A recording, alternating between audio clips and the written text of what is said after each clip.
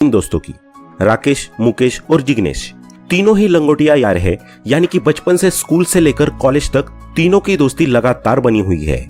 College खत्म करने के बाद तीनों पैसे अर्न करने के लिए अपना अपना करियर चुन लेते हैं। राकेश एक आईटी कंपनी में 40,000 की मंथली सैलरी पर काम करने लगता है, तो वही मुकेश एज अ सेल्समैन अपनी जर्नी शुरू कर देता है और मंथली 30,000 अर्न करने लगता है। लेकिन जिग्नेश इन सबसे अलग अपने फादर के बेकरी बिजनेस को रन करने लगता है। 22 साल की उम्र में तीनों की अर्निंग की जर्नी की शुरुआत तो हो जाती है, लेकिन किसी को कुछ समझ नहीं आता कि वे आखिर इन पैसों का क्या करें। मुकेश और जिग्नेश पैसा आता देख उसे उड़ाना शुरू कर देते हैं। रोज नए नए कपड़े, पार्टी, गाड़ियां, इन सब का शौक करना शुरू कर देते हैं। लेकिन वही राकेश अपने पैसे से और पैसा बनाने की तरकीब ढूंढना शुरू कर देता है। काफी सारी रिसर्च करने के बाद उसे इन्वेस्टिंग और स्टॉक मार्केट के बारे में पता चलता है। पहले शुरुआत में तो जब लोगों से राकेश ने स्टॉक मार्केट के बारे में राय ली तो लोगों ने उसे बुरी तरह डरा दिया। लेकिन जब उसने अलग अलग इन्वेस्टर्स को सुनना और उनकी किताबों को पढ़ना शुरू किया तो उसका ये डर भी दूर हो गया। अच्छी खासी नॉलेज इकट्ठी करने के बाद राकेश ने सोचा कि क्यों ना अपने पैसों को दिन प्रतिदिन ग्रो करने की ये स्कीम वो अपने दोस्तों के साथ भी शेयर करे। वो अपने दोस्त मुकेश और जिग्नेश के पास गया और उन्हें इन्वेस्टमेंट से रिलेटेड सारी चीजें समझा दी। लेकिन उन दोनों ने समझने के बजाय उल्टा राकेश पर ही हंसना शुरू कर दिया। वे बोलने लगे, तू तो पागल हो गया है राकेश, ये स्टॉक मार्केट में कुछ नहीं रखा, सब कुछ फ्रॉड है, यहाँ लोगों के पैसे डूब जाते हैं। और वैसे भी इतने सालों तक कौन पागल है जो अपना पैसा डालता जाए, कल का किसे पता है कि क्या होगा। इसलिए मेरी बात मान, कल की चिंता छोड़ दे और आज में जीना सीख ले, मजे कर, यही जिंदगी है। राकेश ने उन दोनों की ये बात सुन तो ली, लेकिन उन्हें अपने दिल पर नहीं लिया और अपनी इन्वेस्टमेंट की जर्नी की शुरुआत कर दी। उसने हर महीने 10,000 रुपए SIP के थ्रू इंडेक्स फंड में इन्वेस्टमेंट करना शुरू कर दिया और ये इन्वेस्टमेंट उसने बिना किसी रुकावट के अगले 5 सालों तक किया और फिर उसके बाद स्टॉप कर दिया। अब आते हैं 5 साल आगे। 5 साल बाद राकेश की सैलरी 40,000 से बढ़कर 1 लाख रुपए हो जाती है। दूसरी तरफ मुकेश भी अब महीने के 80,000 रुपए कमा रहा होता है। तो वही जिग्नेश अपने बिजनेस को एक्सपांड करते हुए कुछ अलग अलग जगहों पर अपनी न्यू शॉप्स ओपन कर देता है।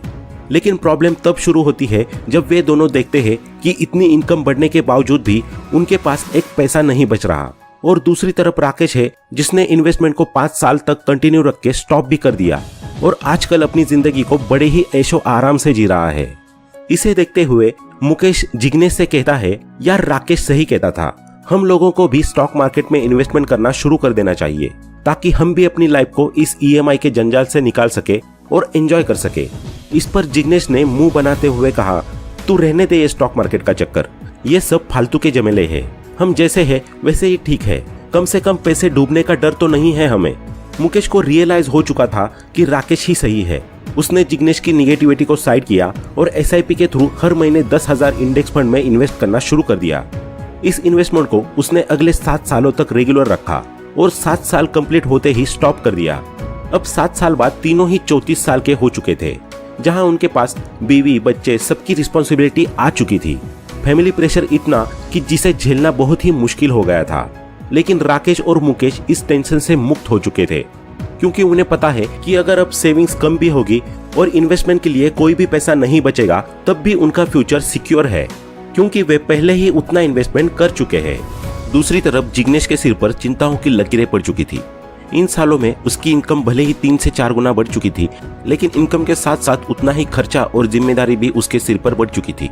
इसके अलावा अभी तक उसने कहीं पर पैसा इन्वेस्ट भी नहीं किया था, जिससे कम से कम उसका फ्यूचर तो सिक्योर हो जाता। अपनी चिंता और परेशानियों से जूझते हुए जिग्नेश ने डिसाइड किया कि चाहे जो भी हो जाए, अब वो भी स्टॉक मार्केट में अपना पैसा इन्वेस्ट करेगा और कंपाउंडिंग के मैजिक के थ्रू अमीर बनकर अपना फ्यूचर सिक्योर करेगा। इस तरह जिग्नेश भी अगले 21 सालों तक 10,000 रुपए की एक रेगुलर SIP करना शुरू कर देता है, क्योंकि उसे लगा कि जब वे दोनों 5 और 7 सालों में इन्वेस्ट करके टेंशन फ्री हो सकते हैं, तो मैं अगर 21 साल करूंगा तो और भी अमीर हो जाऊंगा। अब आते हैं 21 साल बाद, यानी कि जब तीनों लोगों की उम्र 55 साल हो चुकी है। अब तीनों दोस्त डिसाइड करते हैं कि उन्होंने जो इन्वेस्टमेंट किया है क्यों ना उसे आपस में कंपेयर किया जाए, जिससे कम से कम ये तो पता चल जाए कि किसका इन्वेस्टमेंट करने का तरीका और टाइम सबसे सही था। तो अब आती है कंपैरिजन की बारी। आइए देखते हैं क्या हुआ। ये तो हम सभी जानते हैं कि राकेश ने 10,000 रुपए का मंथली अमाउंट 5 सालों के लिए इन्वेस्ट किया और मुकेश ने 7 सालों के लिए। तो वही जिग्नेश ने यही सेम अमाउंट 21 सालों के लिए इन्वेस्ट किया। अगर हम जनरली ऊपर ऊपर से देखें तो हमें यही लगता है कि क्योंकि जिग्नेश ने 10,000 रुपए का अमाउंट मंथली लगातार 21 सालों तक इन्वेस्ट किया तो सबसे ज्यादा उसे ही रिटर्न मिलना चाहिए, लेकिन ऐसा बिल्कुल भी नहीं है दोस्तों। कंपाउंडिंग का मैजिक अमाउंट पर कम, टाइम पर ज्यादा डिपेंड करता है। आइए देखते हैं कैसे।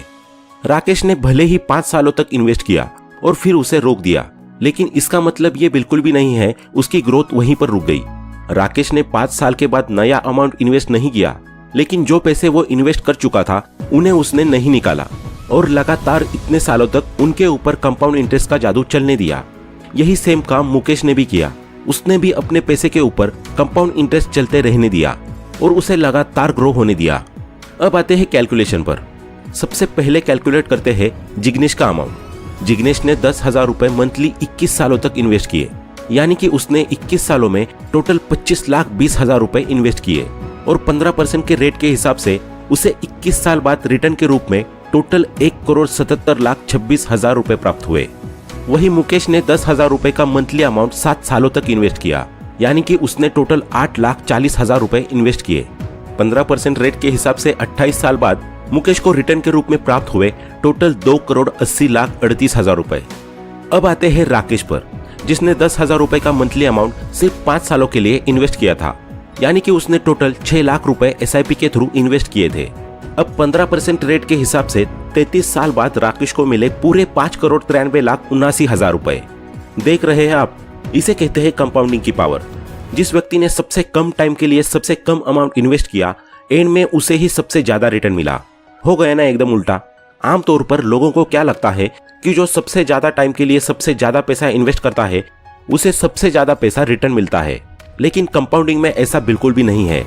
यहाँ तो जो जितनी जल्दी इन्वेस्ट करेगा और उस इन्वेस्टमेंट को जितने लंबे समय तक इन्वेस्टेड रहने देगा, एंड में उसे उतना ही ज्यादा रिटर्न और उतना ही ज्यादा मुनाफा देखने को मिलेगा। यहाँ अमाउंट का उतना रोल नहीं है जितना टाइम का है। इसीलिए तो अक्सर कहा जाता है कि इन्वेस्टमेंट की कोई उम्र नहीं होती। जितना जल्दी करना शुरू कर दो उतना ही प्रॉफिट होने के चांसेस बढ़ते जाते हैं। दोस्तों, स्टॉक मार्केट में आप SIP के थ्रू कई प्रकार के फंड्स में इन्वेस्टमेंट कर सकते हैं, लेकिन इन फंड्स में जो सबसे बेस्ट है वो है इंडेक्स फंड, क्योंकि इसके अंतर्गत गवर्नमेंट के द्वारा उन कंपनीज को ही रखा जाता है जिनकी परफॉर्मेंस सबसे अच्छी है और जिनका नाम टॉप 50 कंपनीज में आता है।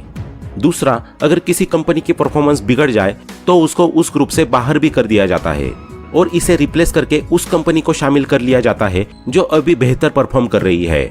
इस तरह आपकी चिंता ही खत्म हो जाती है कौन सी कंपनी में इन्वेस्ट करे और कौन सी में न करे। एक बार SIP के थ्रू इंडेक्स फंड में अपनी इन्वेस्टमेंट अमाउंट लिमिट फिक्स कर दी, बस उसके बाद हर महीने ऑटोमेटिक वो अमाउंट मार्केट की बेस्ट 50 कंपनीज के स्टॉक्स में इन्वेस्ट ही होता रहेगा और आप लॉन्ग टर्म में 13 से 15% का एक बेहतर रिटर्न अर्न कर सकेंगे। SIP के थ्रू किए गए इन्वेस्टमेंट पर मिलने वाले रिटर्न्स कैसे होंगे, ये 3 चीजों पर डिपेंड करता है। सबसे पहला कि आपने कितना अमाउंट इन्वेस्ट किया, दूसरा आपने वह अमाउंट कितने टाइम के लिए इन्वेस्ट किया, और तीसरा है कि उस अमाउंट को आपने कहां पर इन्वेस्ट किया। आज के समय में आपको SIP करने के लिए लाखों के अमाउंट की जरूरत नहीं है, बल्कि आज तो आप मात्र 500 रुपए महीने के इन्वेस्ट करके भी अपनी SIP शुरू कर सकते हो। दूसरी बात है टाइम की। तो इंडिया में ज्यादातर एक्सपर्ट्स का मानना है कि लोग SIP की शुरुआत तो बड़े ही एक्साइटमेंट के साथ करते हैं, मगर पता नहीं क्यों बीच में ही डीमोटिवेटेड होकर उसे बंद कर देते हैं। इंडिया में ज्यादातर लोगों ने अपनी SIP को 2 साल के अंदर ही अंदर बंद कर दिया है due to lack of patience. Compounding के पावर को देखने के लिए आपका पेशेंस रखना बहुत ही जरूरी है, तभी वो अपना कमाल दिखा पाएगी, वरना शुरू में तो आपको यही लगेगा कि आपका पैसा ग्रो ही नहीं हो रहा। SIP एक लॉन्ग टर्म इन्वेस्टमेंट है, न कि शॉर्ट टर्म। इसके लिए आपका लॉन्ग टर्म तक वेट करना और डटे रहना बहुत ही जरूरी हो जाता है।